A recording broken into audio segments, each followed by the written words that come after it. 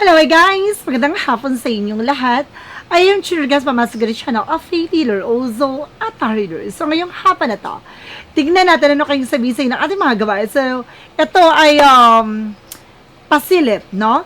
Urgent pasilip para sa ating Vice President na si Sara Duterte. So, gilapin natin, natuklasin natin maaaring mahagilap sa kanya. Ito ay maaaring magsilbing gabay sa kanya, no? Upang mahagilap, masagap natin yung mga bagay na posibleng mangyari sa kinakarap, upang magsilbing gabay, upang makaiwas siya sa mga bagay na hindi kaaya-aya o mga bagay na hindi dapat mangyari.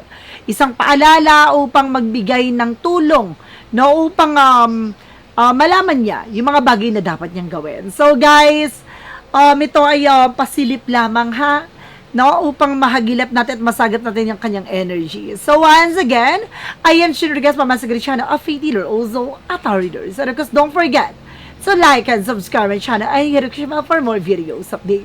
Maraming salamat guys sa mga walang sawang mag-support sa aking channel, lalo nang dirigi-skip ng ads na way pagpalain kayo ng Diyos at may kapal, siksik digdig umabot na biyayang manang balik sa inyo. So guys, maraming salamat po. Umpisahan na natin ang laban. And of course guys, sa mga mag-comment na naman dyan, bakit ganito ang aking outfit? No, bakit hindi daw t-shirt? So, alam nyo na kung ano yung magiging sagot ko. Wala na akong masusuot.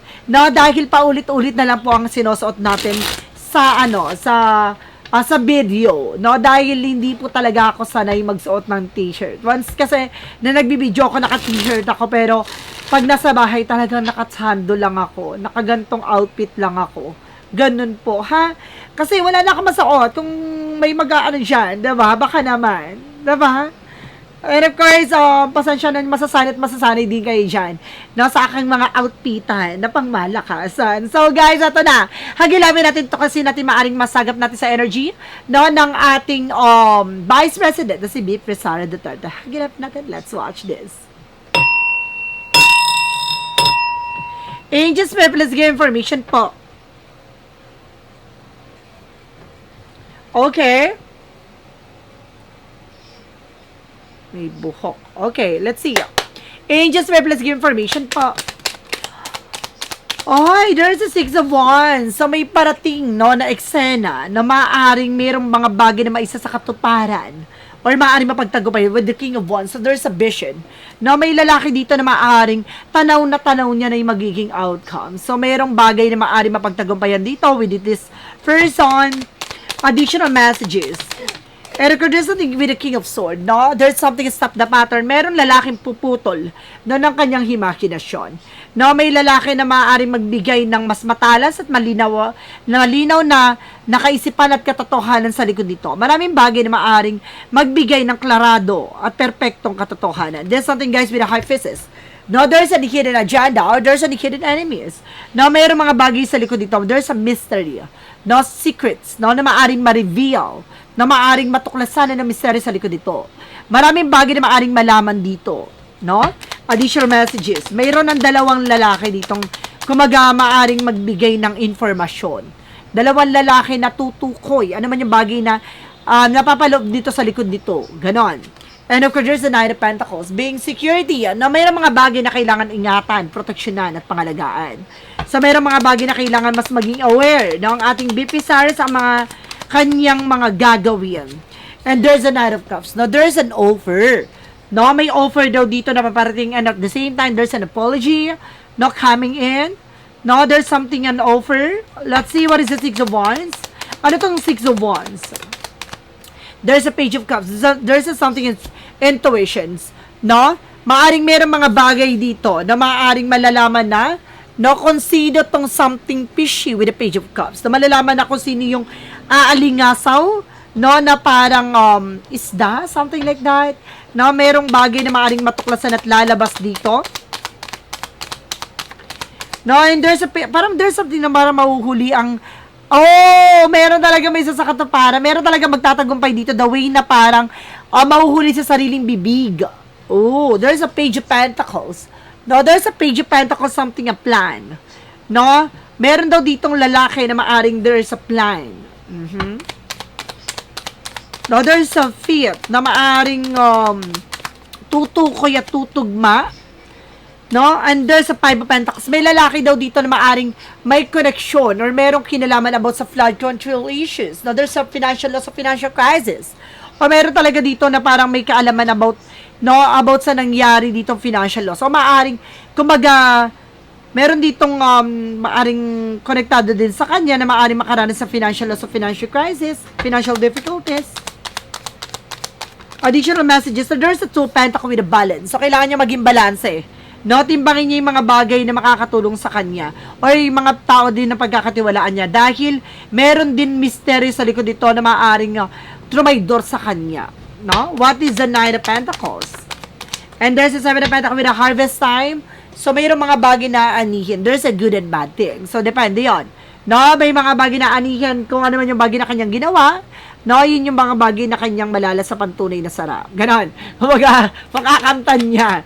No, ano man yung bagay na kanyang gagawin. There's a strength with confidence. So, kailangan niyang lakasan din ang loob niya. No, maging matapang siya dito. No, may mga offer na darating pero kailangan niya mas maging matapang. Palaban. What is the Six of Wands? Because the Page of Cups. Represent with the King of Swords, there's a clear the boundaries, no? Meron dito parang bagay na kailangan niya tanggalin at linisin sa paligid niya. No, na maaaring kumbaga magsalita. No, may nasense ako na parang magtutok, no? At may nasense din ako dito na maaaring babae na maglaglag sa kanya dito. Or maaaring magano sa kanya na parang kumbaga tulak siya sa eksena, gano'n. What is that King of Wands? Tulak sa the way na parang magbibigay ng, pagtutulakan siya magbigay ng information, gano'n. So, mag-ingat siya kasi wag siya padalos-dalos. What is the King of Wands? Because the Page of Pentacles. There's an Eight of Swords. No? Oh my God, there's a plan. No? Oh my God. Let's see. Meron daw ditong plan. No? Towards her. No, na maaaring magdala sa kanya para maipit siya sa situations. No? Meron dito, guys, na maaaring magbigay ng informasyon, lalaki na magbibigay informasyon para maipit siya sa situations. And of course, hindi siya makakagalaw, hindi siya makakakilos, hindi siya makakapag-deny or something. And of course, there's something of Queen of Pentacles, the maturity, how to manage and control their finances. O kung hindi siya magiging matalino dito, no, meron siyang parang kumbaga, there's something connected with from this person, lalaki, na maaaring kung hindi siya magiging matalino sa pag-manage at pag-hawak ng pera, maaaring makaranas siya ng financial loss o financial crisis. Maaaring may iipit siya, magigipit siya dito. What is the High Priestess? Because the Two Pentacles. And there's a karma. Ay! Tulad na sinasabi dito, may mga bagay na may sarili sa likod dito. Ano man yung bagay na nakatago ay maaaring lumantad o maaaring kung sino man yung kumbaga, italikuran niya or nilaglag niya, like, kumbaga, there's something boomerang, no? Ilalaglag din siya. There's a karma. So, may laglagang talaga, no? And there's something, guys, with the moment, there's a major changes, no? May mga pagbabago na maaaring maganap dito. No, there's a chaos.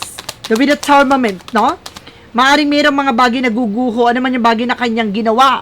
No, there's a good and bad thing tulad na sinasabi ko, harvest time. So, depende kung ano man yung bagay na kanyang ginawa, siya nga anihin niya. And there's something, guys, with a Knight of Swords. No? Magkakaroon siya ng anxiety, sleepless nights. No? Kumbaga, itong bagay na to, magdadala sa kanya para ma-stress at ma-depress. What is additional messages for the outcome? So, there's a Three Pentacles. No? There's something, a collaboration. Marami siya ditong, guys, na maaring nakakasalamuha at nakakausap.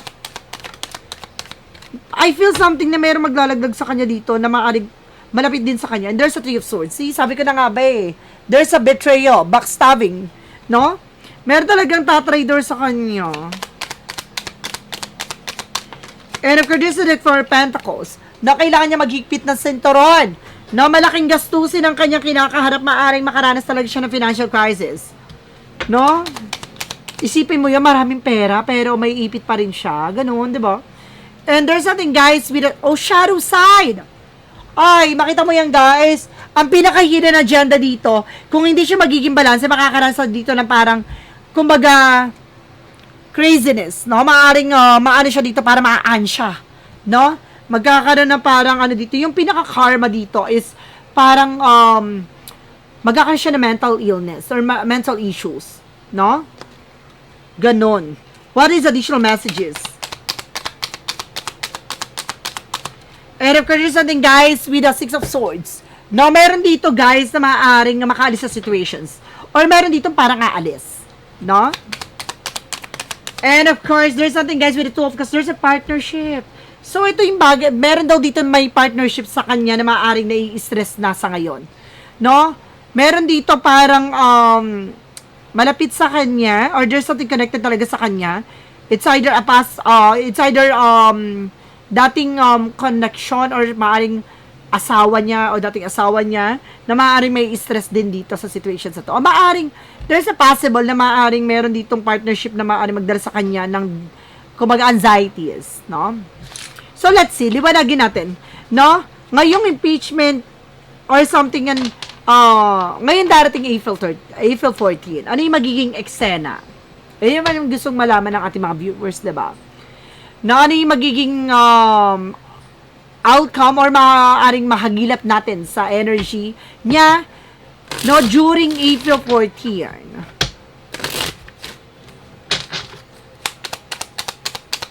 Let's see. There is a Nine of Pentacles, the Ten of Wands. Oh my God. No, there's a potential, no, for abundance. No, may potential siya, no, dahil sa mga bagay na meron siya. But definitely, there's something overloaded. There's a burden. No? Maaring meron siya dito, maaring maging pasakit o pasanin. No? Maaring marami siyang bibit-bitin ditong bagahe. No? And there's an Ace of Cups. No? No, there's something nag-uumapaw, no? Na something a greediness or something a love. Gusto ko malaman to. What is the Ace of Cups? Oh my God!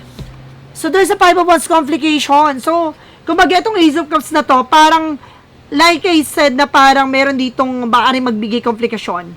No, parang dati nag-uumapaw na support. But definitely, this time, na maaring ma-disappoint siya, na akala niya sinusuportahan siya with a cup, no? Na mga nasa paligid niya. But definitely, oh my God. So, maaring magkaroon ng complication to. Let's see, there's something a King of Cups. Ay, kasama dito yung lalaki. May lalaki daw dito na maaaring may ipit din, no? And there's something a Chariot card na may paparating na information, no? Na parang this time na parang gusto makawala sa situations. Oh my goodness. Let's see additional messages with the Eight of Cups. Now there's a King of Pentacles secure. No, meron daw dito lalaki na gagawa ng action upang makaalis sa position or makaalis sa situations, no?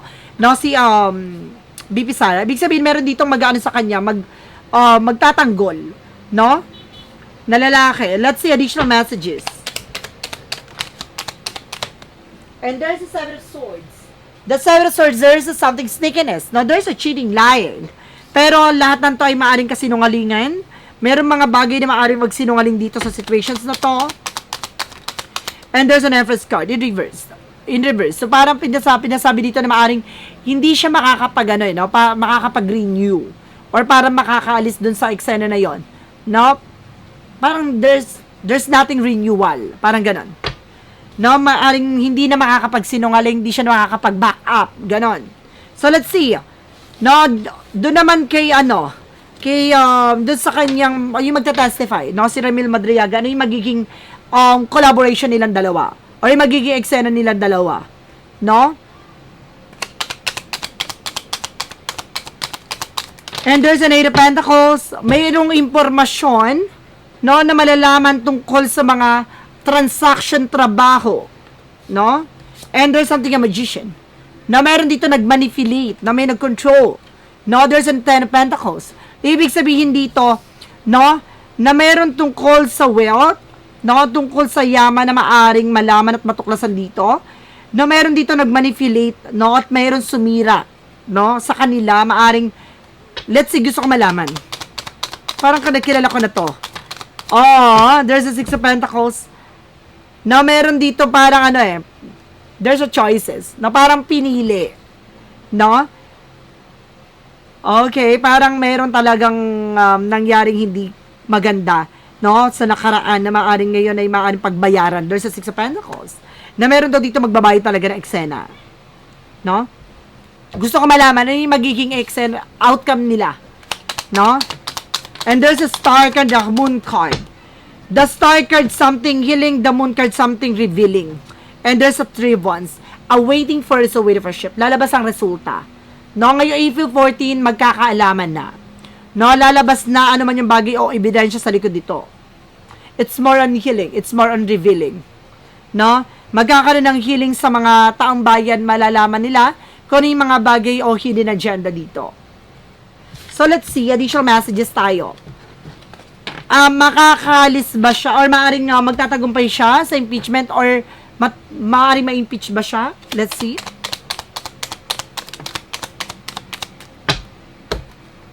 And there's a Three of Cups. Now, just reevaluate. So, there's a possible yes with a Four of Wands. So, there's something, an event na talagang magkakaroon talaga dito ng something collaboration, no? Pero mayroong mga bagay dito na kailangan mapag-isip-isip, magkakaroon ng realization, no? At malalaman dito na mayroon talagang involved about sa tatlong babae. So, once na ma-impeach or magkaroon talaga ma-proceed for impeachment, maaring may tatlo ditong tao or maaring mayroon ditong related sa tatlong babae na maaring maipit dito sa eksena. Maaring magkakadamayan, magkakalaglagan. And there's something a Two of Swords, no? May decision no? Mayroon decision dito na maaaring magpagulo or maaaring malalaman na, no, kung bakit kumbaga gumugulo yung eksena. So, malalaman na din dito. Na magkakabunyagan. Oh my God. Meron mga bagay na maaaring malantad talaga. So, let's see additional messages pa tayo. Ano yung maaaring masagap natin for a last message? Ano yung gabay para sa kanya? Ano yung kailangan niyang gawin? There's a Hermit card. There's a spiritual awakening. Na kailangan niyang magising or maaaring matutunan lahat ng bagay na to. At there's a Knight of Swords. No, there's a success driven. Talagang bagay na nakatadhana na upang may sakatuparan tong bagay na to. And there's a Fool card. No? There's a new beginning. So may bagong eksena, no, na maaaring paparating dito. Pero it's more on spiritual growth or spiritual development, spiritual journey. So lahat ng bagay na to ay ayon sa kalooban ng Diyos, nasa prophecy na to. So talaga nakalathalat na maaring kumbaga, maaring malathala, maaring maipahayag ang totoong nilalaman. There's a shadow word, represent what? So, ibig sabihin, malala, talagang may pabulgar. Ngayong April 14, maraming bagay na maaring matuklasan. Exciting, guys. What is your shadow? Work. There is a shadow dance. There is a fluidity, movement, and open. Malalaman na, no, kung sino yung parang parang siya yung puppet, pero malalaman na kung sino yung papagalaw sa eksena niya. Yung shadow, ibig sabihin, nasa likod niya. No? Malalaman na. There's a clarifying for your life situation. Marami may madi-discover na dito. What is the clarifying for your life situation? So there's something, guys, with a metamorphosis in marriage. Embrace the tender transition between the past and the future. Possibilities as illuminated by transformation from transformative butterfly. So, kailangan niya tanggapin ang mga pagbabago mangyari sa buhay niya. May mga bagay maaring nangyari from the past at maaring mangyari sa hinaharap na kailangan niyang tanggapin yung mga magiging posibilidad. No, upang maging mas malago siya or maaring magdala sa kanya upang mag-develop siya bilang isang tao. What lies beneath your future? So, may mga realization talaga. For what lies beneath your future? Ito yung gusto ko malaman eh. What lies beneath your future? There's a bad choices. No? May mali siyang parang mapipili dito or may mali siyang pipiliin dito. No? There's a bad choices and there's something anger management. Isa sa bagay na to ang magdadala sa kanya sa eksena, yung pagiging aggressive. No? Anger management. Kailangan niya ma-manage yung galit. No? At yun yung bagay na maaaring magdala sa kanya para may maling piliin or may maling mapili sa situations na yan. So, kailangan mag-ingat siya. So, guys, once again, this is something an urgent pasilip para sa ating Vice President na si BP Sara Duterte. Maraming salamat po. So, of course, don't forget to like and subscribe my channel and hit the for more videos update. Once again, ito ay pawang gabay lamang upang masilip at mahagilap natin mga posibleng mangyari sa hinaharap. Ito ay pawang gabay lamang upang maiwasan yung mga bagay na posibleng maaring hindi kaaya-ayang maganap, no? Upang maiwasan niya. So, guys, maraming salamat po and see you in the next video. Bye-bye and babush.